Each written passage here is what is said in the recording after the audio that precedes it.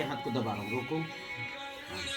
आपके 4 दांत तो घटे तो बिल्कुल ताकत नहीं है आपके पास, बिल्कुल नहीं। हाँ ये देखो, है ना, बिल्कुल नहीं। आप करो हाथ ऐसा, मुट्ठी बंद करो, हाँ, रोको मेरे ताकत, आपके भी ताकत नहीं। ये भी ट्रेनिंग लाइफ रहता है, हाँ, ये भी ये भी ताकत नहीं। तुम्हारा हाथ बताओ फटाफट। हाँ लो, रोको। आप थोड़ी रोक रहे हो, इतना रोक रहे हो, दर्द भी है। दर्द भी है। इधर आओ। तो मालूम है आपने, ये सबसे ज्यादा इसकी है, मैं इसके हाथ को जवान भी तो नहीं है तो टाइम। अभी घी है क्या? घी घी 4 बूंद घी के डालना है पहले। ये अभी घी जैसी ऊपर आया, यहाँ ऑक्सीजन की मात्रा बढ़ गई, क्योंकि घी के जलने से सब आता ही है। अब हमको क्या करना है, हाँ वो दो अजवाइन, सबसे पहले अजवाइन डालना। ये गर्म होता है क्योंकि कफ के लिए कर रहे हैं ना अपन, और अनुलोम विलोम करना है आप सब। अनुलोम करने के लिए, विलोम करने के लिए हाथ यहाँ रखो, अंगूठा दबाओ, गहरा सांस लो, श्वास छोड़ो, सांस लो, छोड़ो, पूरा छोड़ो, पूरा बाहर निकालो, सांस लो उसी नाक से। नाक बदलती है कि जिससे लेना दूसरे से छोड़ना। मेथी, मेथी तो उतना जल नहीं पाएगा, है ना, और कुछ लौंग, काली मिर्च है ना। अभी इसको जलना चाहिए, और कैसे जलना चाहिए, धुआं हो ऐसा जलना चाहिए। हल्दी दे दो जरा, हल्दी भी डालो। अभी हल्दी क्या है, एंटीबायोटिक है ना, तो हल्दी का भी हमको अनुलोम विलोम करना है। इतनी सारी चीज़ें डल गई, करो।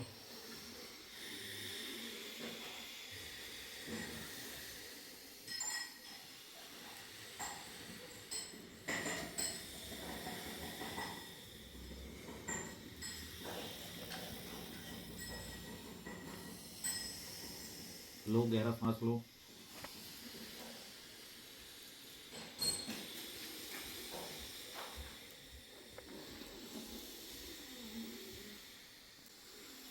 अभी क्या है, हम खा करके इसका रस ले रहे हैं, अभी सीधे नाक में ले रहे हैं और सीधे हमारे ब्लड में जा रहा है, ठीक है। हाँ, ये जो है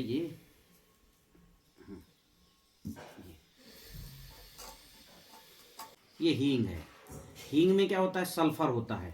हम सब अभी कफज हैं, तो सल्फर को हमने गंध के माध्यम, नाक के माध्यम से ले रहे हैं। सल्फर किस में होता है, लहसुन है, प्याज है ना, बहुत सारी चीज़ है, अदरक है, इनमें सल्फर होता है। तो हम खा के लेंगे, मान लो लहसुन प्याज अदरक, वो रस चिकित्सा कहलाएगा। अभी हम जो है और धुआं करके ले रहे हैं, गंध चिकित्सा कहलाएगा। मतलब धुआं के माध्यम से सल्फर ग्रहण करो।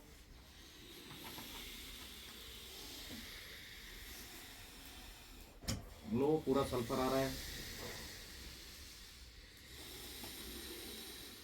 और सल्फर हमेशा गड़ी वाली लेना है। इसमें तो 2-5% सल्फर है, बाकी उसमें आटा है, इसलिए वैसे गंध नहीं आ रहा है। वो गड़ी वाली लोगे ना, अफगानी हींग कहलाता है। थोड़ा खोल भी लोगे ना तो गंध से आ जाएगा। मैं इसको प्रोसेस को रूम या घर में करना है, बाहर भी अंदर करना है, रात में सोते समय अंदर करना है। अंदर रहिए, मतलब धुआं। ठीक है, तो थोड़ी सी 2-4 बूंद निकाल के डाल दो। अभी आपकी ताकत, ये 4 तत्व तो कम वाले थे, इनकी ताकत देखते हैं। लगाओ मेरे ताकत को, और मेरे ताकत को पूरी तरह से रोक रहा है। मैं बहुत ताकत आई कि नहीं आई, फीलिंग में तो आपका करो। हाँ, इनका भी ताकत पहले मैं दबा लिया था, अभी ये जो है काफी हद तक इनका ये थोड़ा सा रोक रहे हैं। ये ताकत थोड़ी लग रही है ना, ये देखो इनकी, ये देखो इनकी ताकत पूरी बढ़ी। इन्होंने पूरा एक्सेप्ट किया, बढ़ी कि नहीं बढ़ी, बड़ी। पहले बार में तो पूरी दबा दिया था। अब कहोगे साहब गंध चिकित्सा तो मैंने भी किया, मेरी क्यों नहीं बढ़ी? क्योंकि मेरी बाल्टी जो है फुल थी, 15 लीटर की, मेरे पास ताकत ऑलरेडी है। तो अब मैं गंध चिकित्सा करूं, चाहे रस चिकित्सा करूं या रंग चिकित्सा करूं, मेरी तो फुल है ना एनर्जी। गंध चिकित्सा, रंग चिकित्सा से एनर्जी नहीं बढ़ेगी, न्यूट्रिशन बढ़ेगा। क्या बढ़ेगा? न्यूट्रिशन बढ़ेगा। तो मेरी बात ध्यान में आई? ताकत बढ़ी, बिल्कुल बड़ी। हाँ तुम्हारी बढ़ी, तुम्हारी बढ़ी। तुम्हारा दिखाना जरा, तुम्हारा, तुम भी आए थे ना, करो हाथ ऐसा, हाँ मेरे ताकत को रोको, रोको, ये देखो इनकी बहुत ताकत बढ़ी है, बहुत ज्यादा, पहले भी थी अभी और बढ़ गई, ठीक है। हाँ कपाल भाती में जैसे पहले यहाँ से श्वास लिया, हाँ, फिर ये इससे छोड़ा, नहीं नहीं इससे नहीं छोड़ा, जिससे श्वास लिए हाँ दूसरे से छोड़े, दूसरे से छोड़ा और वापस फिर उसी से लिए, उसी से वापस, जिससे छोड़ा उसी से वापस। हाँ। वही लेंगे तो ये भगवान, अंदर गया हाँ। और पूरा पूरा नाभि तक जाना चाहिए, और इससे छोड़ो, और निकलते समय भी नाभि अंदर हो जाना चाहिए, फिर इसी से लो। सीधा अब ये हवन परंपरा के रूप में हमारे घर में रोज करना अनिवार्य कहा गया, जय हो। सुबह कभी भी, कभी भी कर सकते हैं। सुबह दोपहर रात्रि कभी भी। अब ये आपकी ऊर्जा तो पहले बढ़ गई, और जो सूक्ष्म कण है हमारे इस घर में, जो पॉजिटिव कण है, सूक्ष्म कण, उनको क्या है, हर कण जो है ना उसको चाहिए रश्मियां, तरंग चाहिए। तरंग उनका भोजन है, किनका भोजन, कणों का। जो दौड़ते हुए कण हैं उनको सोखते हैं और ताकतवर बनते हैं। कण मतलब कौन, देव, देव, अच्छा। देवता, ठीक है ना, वो सूक्ष्म है, क्वार्क है ना, और जितने कण हैं ये देव कहे गए। वो बड़े खुश हुए, तो उनको तो एनर्जी मिली, हमको मिली, है ना। और कणों को केवल एनर्जी चाहिए, न्यूट्रिशन नहीं चाहिए, क्या।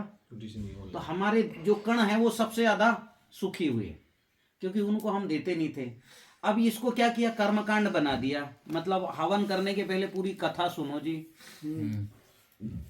तो इसका संबंध कथा से नहीं, कथा का संबंध संस्कार से है, समझ रहे हो, क्योंकि कथा का संबंध संस्कारों से है। परिवार का वातावरण बनेगा, बिल्कुल। उस वातावरण बनाने के लिए किया गया, बहुत इतनी उच्चतम पद्धति है ये। है ना। तो प्रतिदिन घर में हो। अब ये तो हो गया आपका छोटा यज्ञ हुआ, अब इससे और अच्छा करना है, ये देवताओं का भोजन भोजन है, ठीक है, और देवता हमारे अंदर है तो हमारे अंदर भी ताकत बढ़ी। अब इसको और अच्छा करना है तो और पद्धति है, विधिवत मिट्टी का आप वो बनाइए, ठीक है। हाँ, चारों तरफ एक बार जल घुमा दीजिए, क्योंकि जल ही है जो सबको, सारी कणों को लेके जाती है। आप देखिए कोई भी कण आप डायरेक्ट अगर हवा में रखोगे, जिंक हवा में रहा तो जिंक ऑक्साइड बन जाएगा, ठीक है, फिर आपका ब्लड उसको ऑब्जर्व नहीं करेगा, फास्फोरस ऑक्साइड बन जाएगा। हमारे को क्या है, कार्बन डाइऑक्साइड हो जाएगा। अब उसको हम खा सकते हैं क्या, जबकि कार्बन हमको भी चाहिए, कार्बन बुरी चीज नहीं है। कार्बन डाइऑक्साइड हो गई तो वो अब हमारे लिए जहर, मतलब वो नुकसानदायक हो गया, समझे ना। तो इसलिए हमको क्या है, हमने जैसी धुआं निकला और जो भी इससे तत्व निकल रहे, सल्फर निकला, हमने सीधे लिया, हमारे ब्लड में गया। ये नैनो टेक्नोलॉजी थी, साधारण पद्धति की। इतना नैनो करने के लिए 1.5 करोड़ का यंत्र चाहिए। कितने का, 1.5 करोड़। सल्फर से अगर सल्फर निकाल के पौधे को देना है, हाँ, यंत्र चाहिए, और पानी में उसको डाला जाएगा, वो अमीनो एसिड के अंदर बंद करना पड़ेगा, तब पौधा खुला रहेगा। तो क्या हो जाएगा, सल्फर ऑक्साइड डाइऑक्साइड हो जाएगा, सल्फर डाई, समझ रहे हो। तो ये 1.5 करोड़ का काम है ये यज्ञ, गंध चिकित्सा, हाँ। अब क्या है, ताकत तो बढ़ी, सल्फर डालने से हमारे शरीर में सल्फर बढ़ा, तो हमारा कफ कम होगा कि नहीं होगा, हाँ कि ना, बिल्कुल। कफ आपका कम होगा, क्योंकि न्यूट्रिशन मिला, है ना। हमने सरसों डाला, उसमें सल्फर है, जिंक है, मैग्नीज है, इनसे ही तेल बनता है। तेल जो है पित्त पदार्थों से ही तेल बनता है, कुछ होते कफज वाले। तो इस तरह से जो है, सोते समय करें तो घर में कभी, या गर्भस्थ महिला अगर करे तो उसका जो है गर्भ में कभी बच्चे को कभी कफ की कमी नहीं आएगी। फिर वो बच्चा पैदा होगा तो जीवन भर कफ नहीं होगा उसको, हाँ, दमा नहीं होगा, अस्थमा नहीं होगा, क्योंकि उस समय तो हमारा शरीर बन रहा था, समझ रहे हो। गर्भ में तो एक एक दिन में अलग अलग चीजें बनती है, तो उस समय जो है हमारा शरीर बन रहा था। तो जब शरीर बन रहा है उस समय ये अणु मिलना बहुत बड़ी बात। इसलिए क्या हुआ, जो गर्भवती महिलाएं थी वो प्रतिदिन यज्ञ हो और जंगल के वातावरण में रहें। कहाँ के वातावरण में, जंगल के वातावरण। सीता जी ने बनवास, हाँ, इसीलिए जो है सीता जी वन में रही, ठीक है। द्रौपदी भी इसी तरह से अपने बच्चों को जन्म दी, कुंती भी वन में रही, बिल्कुल। देखो कितनी अच्छी पद्धति से बन रही है। गांधारी भी महल छोड़ के वन में रही, बच्चों की जन्म बहाना दी। बना बहाना बना देखो, रूप रंग गंध स्वर और स्पर्श है महाभूतों का पूरा पूरा। हाँ, नीर के अंदर स्पर्श नाम की जो है ऊर्जा होती है। तो ये जो है पंच महाभूतों की पूरी ऊर्जा स्वतः मिलेगी। तो उस समय जो बच्चे पैदा होंगे वो अद्भुत होंगे, अद्भुत, ठीक है। तो ये विज्ञान को जानते थे, इसलिए ऐसा किया। टेक्नोलॉजी का उपयोग करो, सदुपयोग। हमारे पास टेक्नोलॉजी पहले भी थी, अंतरिक्ष में जाने की, सबको नहीं दिया गया, हवा में उड़ने की सबको नहीं, गगन तक तो प्रभावित होता है, समझ रहे हो। इतने बड़े बड़े मंदिर जो है पत्थरों को काट के बनाए गए, ऐसे पत्थर जिसको काटने की आज भी मशीन नहीं है पूरी दुनिया में।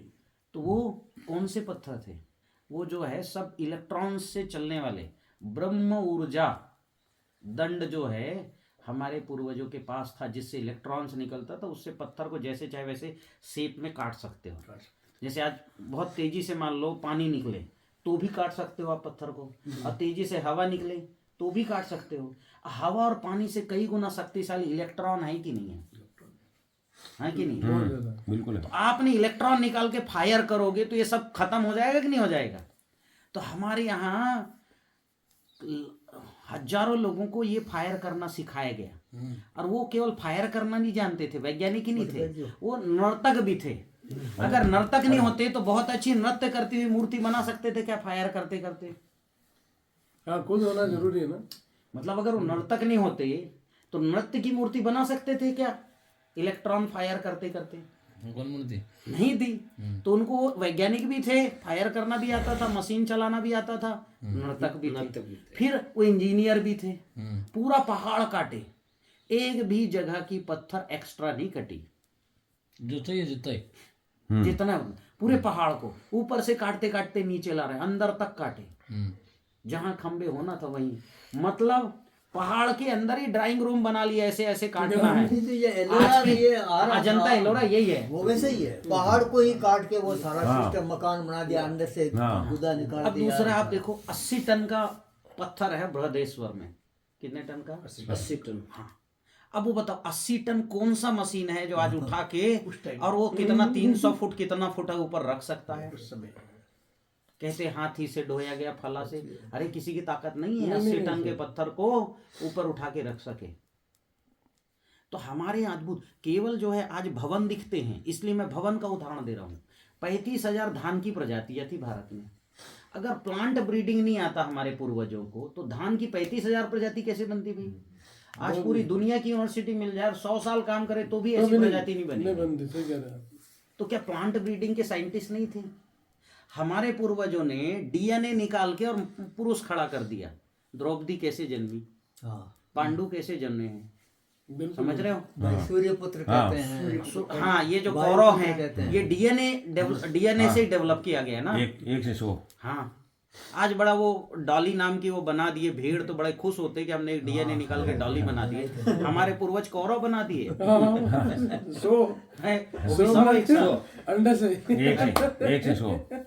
तो हमारे पास केवल भवन के नहीं थे, कृषि के थे, इसके डीएनए के थे। इतना ही नहीं, हमारे पूर्वज अंतरिक्ष यात्री भी थे। अगर जो है हमारे पूर्वज जाके दूर जाके पूर्वज अगर सूर्य और चंद्र को देखे नहीं होते तो धरती का नाम, या धरती को देखे नहीं होते तो धरती का नाम भूगोल रखते क्या? भू यानी धरती, गोल यानी गोला, रखते क्या भूगोल? नहीं रखते। सही कह रहा हूँ। देखा है तभी रखे। और धरती और चांद की दूरी ये भी तय है, वो भी तय कर ली कितनी है। और धरती और सूर्य की दूरी वो भी तय है, वो भी तय है। एक जुग सहस्त्र योजन पर भानु, कहा ना। अब इसको आप करो, जुग यानी सहस्त्र यानी 1000, योजन यानी पूरी, पर भानु यानी सूर्य। तो ऐसा क्या है, ये वाक्य केवल तुलसीदास जी ने नहीं दिए, प्राचीन ग्रंथों में बहुत सारे भरे पड़े हैं। विद्युत कैसे बनाना, समझ रहे हो, इसका ज्ञान था। वायुयान कैसे बनाना, इसका तो क्या था, हमारे यहाँ अति मतलब ज्ञानी थे। और उन्होंने क्या है, ये ज्ञान सबको नहीं दिया, क्योंकि टेक्नोलॉजी का ज्ञान बनाने के साथ मिटाता भी है। विनाश क्या करता है? विनाश। आज हम जो है धरती के अंदर से पता नहीं क्या क्या निकाल रहे हैं, कहाँ जाके लगा रहे हैं। तो ये टेक्नोलॉजी, इससे हम डेवलप होंगे जरूर, लेकिन टेक्नोलॉजी का दुरुपयोग भयंकर होगा। और मनुष्य केवल इस दुरुपयोग के कारण, अब हमारे पूर्वज जानते थे ये सब मोबाइल की बातें, लेकिन उन्होंने सार्वजनिक नहीं किया। क्यों करना भाई? जहाँ पैदा हुए हो वहीं बढ़िया खुशी से रहो, माँ बाप के साथ ट्रेवलिंग मत करो, पति पत्नी के साथ में रहो, और जब वानप्रस्थ हो जाए या सन्यास हो जाए तो निकलो दुनिया घूमने। और निकलोगे तो लोगों को बताओगे भी और घूमोगे भी। तो केवल वानप्रस्थी को घूमने का अधिकार था बस, ब्रह्मचारी को पढ़ने का, गृहस्थ को माताजी, पिताजी, पति पत्नी के साथ रहने का, माता पिता के रिटायर्ड साथ। होता ही अति यात्रा करी ना पूछो।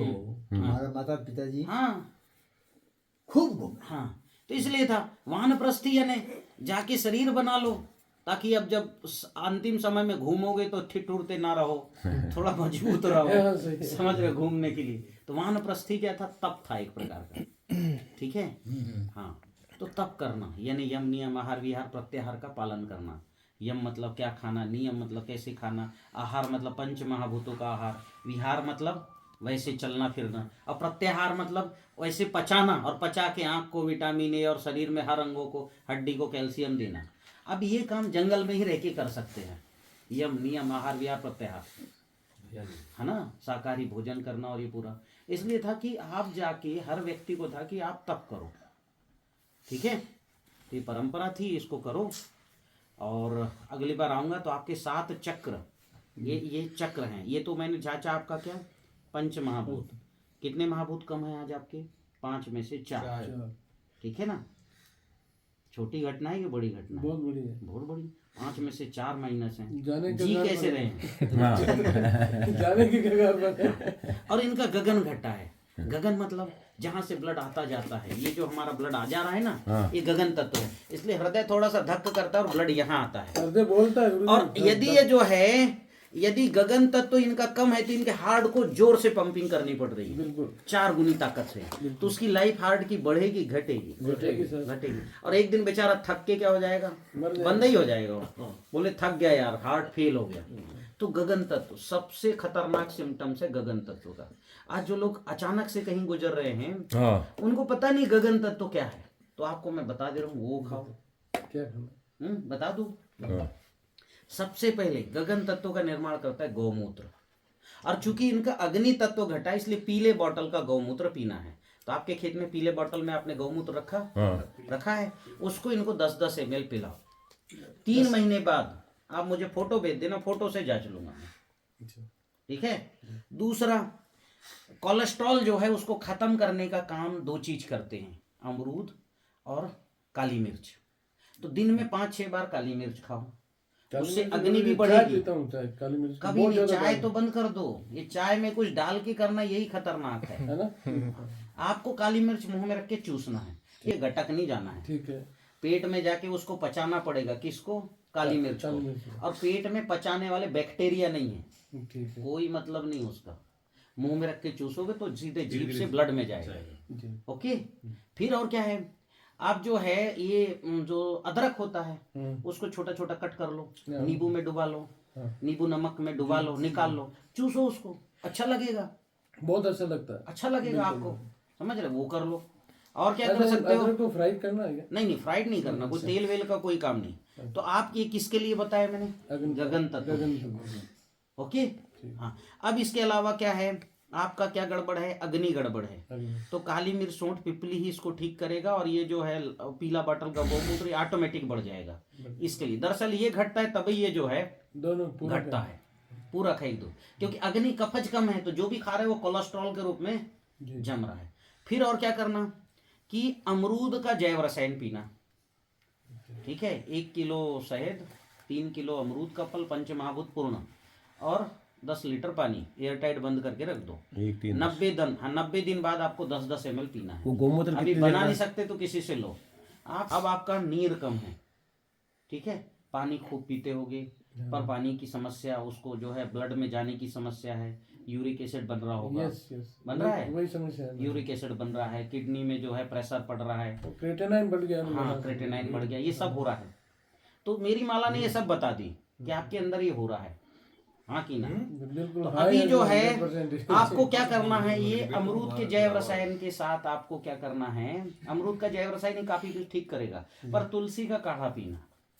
केवल तुलसी का। हाँ केवल जैसे अभी लोगों ने चाय पिया ना, आप सुबह उठो रविवार छोड़ के बराबर 8-10 पत्ती बढ़िया 1.5 कप पानी में उबालो, जैसे चाय उबालते 2-3 बार, और गर्मा गर्म पियो। यार, चाय छोड़ दूं। छोड़ना ही है, चाय पियोगे तो मेरे ये सब बताने का कोई मतलब नहीं रहा। छूट जाएगी। एक ही रास्ता पर है। इनको छोड़नी है, हमें भी छोड़नी चाहिए चाय, सोने हालियो। से पहले। अपने आप छूट क्या होता है, दूध को दही के रूप में खाओगे तो आपके शरीर में लगेगा, छाछ के रूप में। दूध को अगर ऐसी पिए, और अनिवार्य ये पीना तो हल्दी डाल के पीना, ठीक है, तो वो गैस नहीं बनाएगी, वो पचेगी, फटेगी नहीं हो। और दूध में गुड़ दही डाल के बेटर पियोगे है तो या छाछ फटना ही। बेटर है? अभी मत पियो, कफज हो आप, अग्नि कम है। अच्छा। हाँ दही अभी दही नहीं, छाछ कुछ भी नहीं। अभी मत लो। ठीक है। अभी जितना बोला हूं उतना करो। अभी और क्या करो आप, गौमूत्र घनवटी गिलोय घनवटी, आपका भूमि भी घटा है। अत्रफला घनवटी रात में गर्म पानी में गोली के साथ लेना, एक एक गोली, कहीं भी मिल जाता है। गिलोय घनवटी, त्रिफला घनवटी और एकदम थोड़ा हो गया, गौमूत्र घनवटी पीना है आपको, ठीक है। तो इतना आपका इलाज इतना सारा है, आप करो। एक और काम है, ऊर्जा जल पीना है, वही अग्निहोत्र भस्म आधा चम्मच डाले, फिटकरी डाला, 3 बार महामूत्र जो बोल के घुमाया, छान लिया, अब उसको पीना है। लीजिए जो मार्क लो हाँ बस अपने घर पे, हाँ ये भस्म का नहीं, अग्निहोत्र का अग्निहोत्र है अपने फार्म हाउस पे, शाम को रोजाना वो होता है। बताइए देखो। ठीक है। तो सारे लोगों का यही है, जिसका जो घटा हो ये करो, और स्वस्थ रहो, मस्त रहो। अगली बार आऊंगा, अभी शरीर, भौतिक शरीर ठीक करो।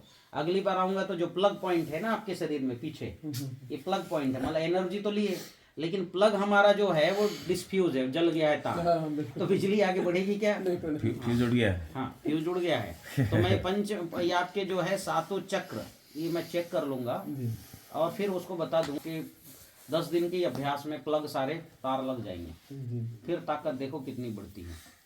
चलिए हरिओम। हरिओम।